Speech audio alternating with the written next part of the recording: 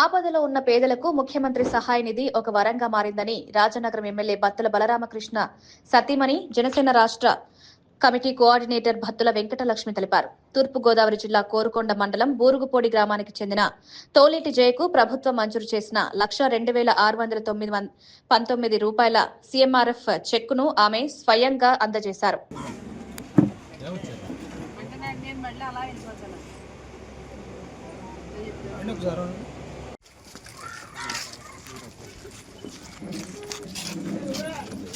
రాజనగరం నియోజకవర్గం కోరుకొండ మండలం బూరుగుపూడి గ్రామంలో తోలేటి జై గారు అనారోగ్య పరిస్థితిలో సీఎం రిలీఫ్ ఫండ్ చెక్ అయితే వాళ్ళు అప్లికేషన్ పెట్టుకోవడం జరిగింది.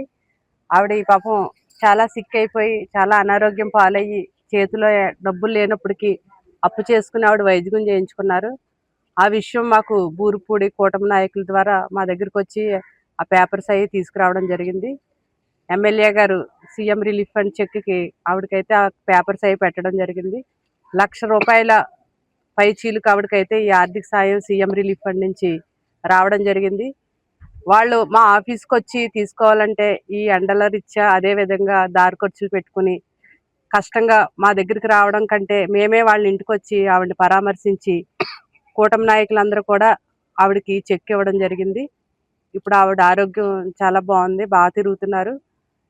వాళ్ళ ఇంటికి వచ్చి ఈ సీఎం రిలీఫ్ ఫండ్ చెక్ ఈ ₹1,00,000 ఆవిడకి అందజేయడం వాళ్ళ కుటుంబ సభ్యులు కూడా చాలా ఆనందంతో మీ చుట్టూ మేము తిరగకుండా పేపర్స్ కూడా మీరే వచ్చి తీసుకెళ్ళి అదేవిధంగా అదే డబ్బులు మాకు కూడా మా ఇంటికి తీసుకొచ్చి ఇవ్వడం మాకు చాలా సంతోషంగా ఉందనేసి వాళ్ళు చెప్పడం జరిగింది.